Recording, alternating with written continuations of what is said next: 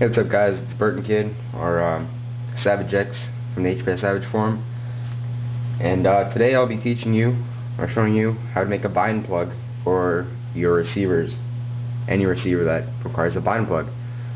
So like me, I didn't receive a bind plug because I got my DX3S secondhand, but it was brand new in the box, never used, and it was a steal, so I had to take it. So basically what you need is some cutters, right there. A pair of pliers will work. Razor blade. Don't be dumb. Don't think it's not going to cut you. It will. And some strippers. And last but not least, your extension.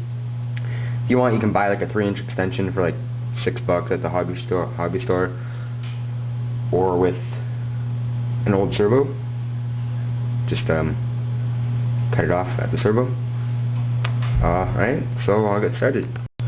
Alright, so basically what you do is come up here to your wires.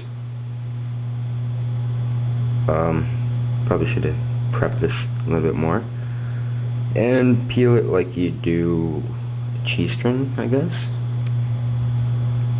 Oh, come on. Big hands are not the best thing ever. Alright, so basically just, bring that all the way down like that, and that all the way down like that. And the reason why you bring it all the way down is because you have to eliminate the red wire. You don't need the red wire. Alright, so now what you need to do is your razor blade, and you have 3 little leads right there, and on the middle lead there's a plastic clip. Alright, now this camera's pretty crap for focusing, but you just gotta kinda get your razor blade in there under the clip like that. There we go. Focus a little better. Just get it under that clip. I don't care about this lead, so I just broke it off, and your red wire should just slide right out. Oh, look at that magic. Alright, so now you're left the black and white wire, and I'll refocus this POS camera.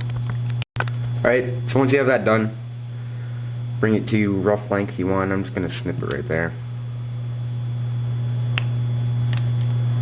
Alright, done.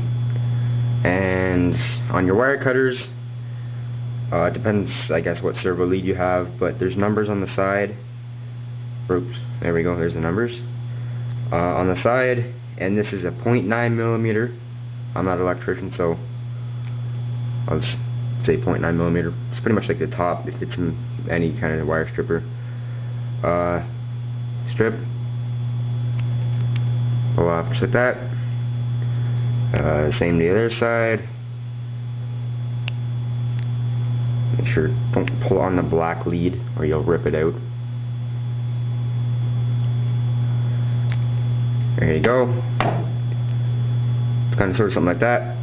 Now basically you have to complete the current, I guess you want to call it.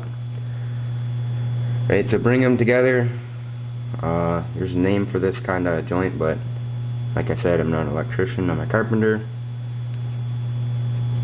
And there you have it, that's your bind plug. Alright, so you can bend that over and up and around. Alright, now you're done. Basically, if you want, just get a piece of electrical tape, kind of throw it on here like so, roll it up nice and tight, and there is your bind plug. Ta-da! You just saved yourself how many ever dollars this cost. Alright, so you got your bind plug right here. Receiver's in the car. It's already 2-way taped in. I didn't think ahead, so we're gonna have to leave it be. Alright, so with the nitro receivers, you're gonna need a RX pack, which is your battery pack, which is one of these leads for me. Alright, so go ahead and plug that into the auxiliary for power, and this is where a third hand would come in handy, right there.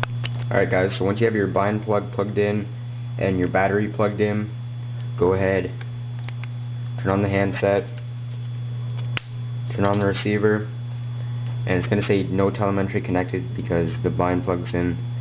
Hit your roller selector, hit it again, come down to bind, and as you can see the light over here is blinking, which means it's in bind mode.